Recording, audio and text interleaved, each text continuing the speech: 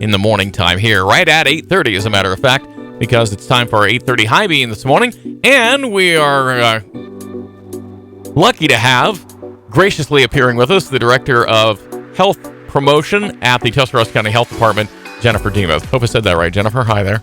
You said it right, Brad. Thank you, and good morning. Good morning. Good to see you. Good to see anybody through the fog today. True, yes. Yeah, but that's a temporary situation. We're hoping that the rest of the COVID-19 pandemic is a temporary situation. So we'll lead into that by asking you, what's the vaccine situation now? What's the availability? And it seems like we still have plenty of people that still need to get it, right? Yes.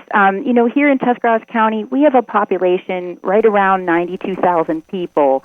And of that population, as of yesterday afternoon, 28,331 individuals had actually started the vaccine process and had received at least one dose of the COVID-19 vaccine. So we're getting close to a third of our population at least starting vaccination, and it's good to see that progress being made, but I know there are still a lot of adults out there who are on the fence about vaccination. There are a lot of parents of teens in their, who are 16 or 17 who are on the fence, and we just want to encourage people, take time to, learn the facts and, really look forward to, being able to hug your parents and grandparents again without worrying that you might make them sick. Be able to, send your teen off to boot camp for football this summer and not worry that they're going to pick up the virus or be a close contact and have to quarantine. That's one of the wonderful benefits of being vaccinated. Not only does it protect you from severe forms of COVID-19, but it also means that if you are a close contact, you would not have to quarantine as long as you don't have symptoms. So you get to continue, with your life and have some sense of normal again. And, of course, knowing that you're not potentially exposing your loved ones, especially your loved ones who are elderly and more at risk, is definitely a good feeling, knowing I can visit my in-laws and not worry about making them sick. Yeah. Makes me feel good, I know. You were one of the first ones to jump on the wait list idea. Where does that stand right now?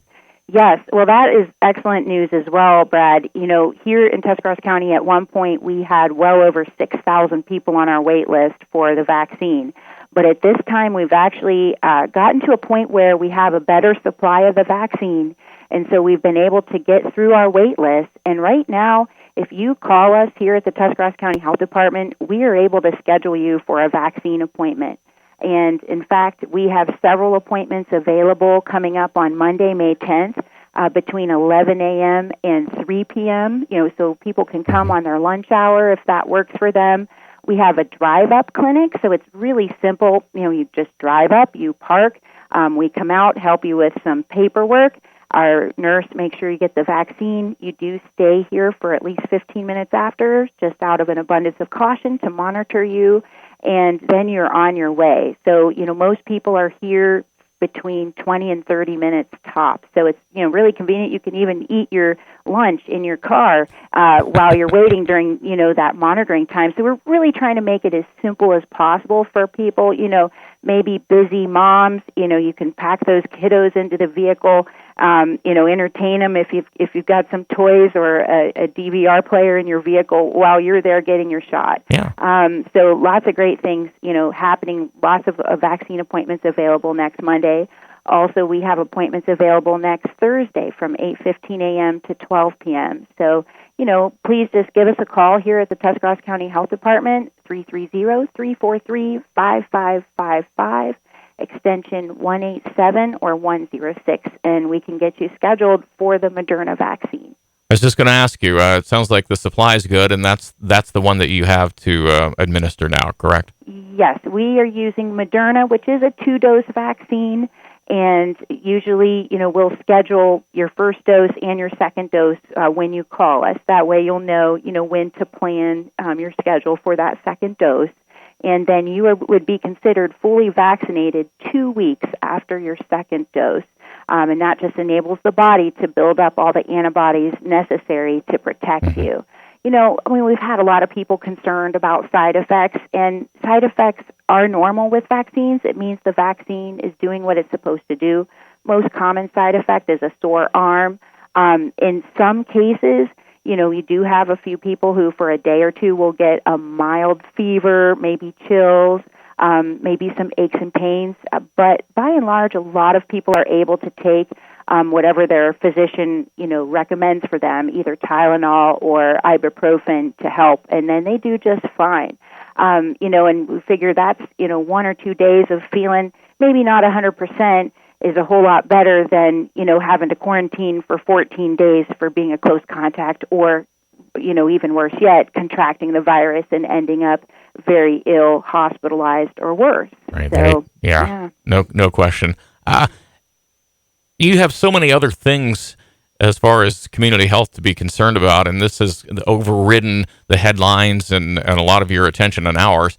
But what are some of the other things that are going on where you can be of help? I know there is some money out there, so maybe you want to talk about that. Yeah, Brad, I'm so glad you brought that up because, even as we've helped, so many, thousands of local residents with the COVID-19, virus. We've had over 8,000 cases in our county. In the background, right here at the Tuscarawas County Health Department, we're continuing to do our environmental health services, inspecting your local restaurants, to help them make sure everything is being served in a safe manner and at safe temperatures. We're continuing to check, water supply, sewer supply, making sure everything is safe. We're continuing to issue birth and death certificates.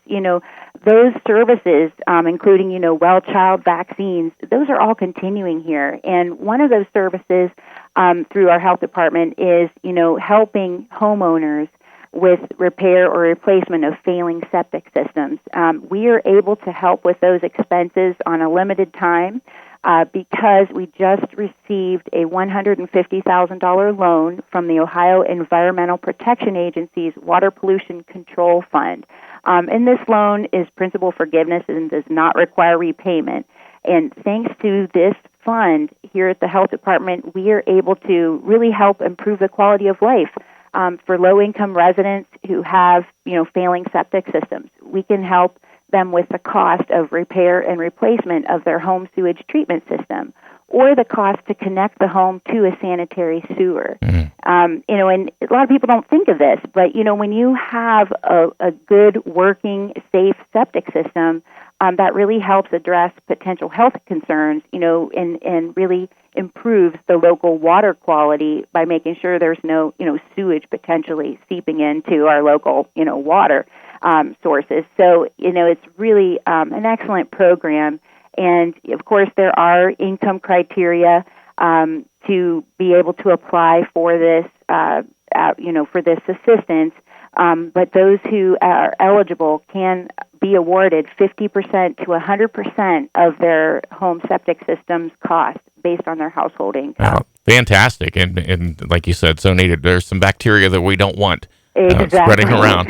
Exactly. One more thing before we go. There's something else for families. Yes. What's that? Yes. We have so many programs for families, Brad. We could talk all day long. Yes. But one that I really want to highlight today is our Safe Beginnings program. Last year, we were able to help over 100 area families with this program. This year, we were awarded this grant again by the Ohio Children's Trust Fund. And what our Safe Beginnings program does is we really help families of young children, babies from 0 to age 3, have the safety education and safety equipment they need in order to make sure their babies and children have a safe and healthy start and have a healthy environment in the home. Of course, in order to qualify, families must have a household income within 200% of the federal poverty guidelines. So any family who's eligible for WIC or Medicaid would automatically qualify. And each eligible family receives, safety education and also up to $200 in safety support items for their homes, such as cribs, thermometers, toddler beds, baby monitors, home childproofing kits and safety gates, combination smoke and carbon monoxide detectors, high chairs, or strollers. So, this program really goes a long way to support local families in having a safe environment for their children. Well, it sure does, and that's so important. Well, Hey, thank you. 10 minutes of your time is valuable. I hope I don't have to pay you too much.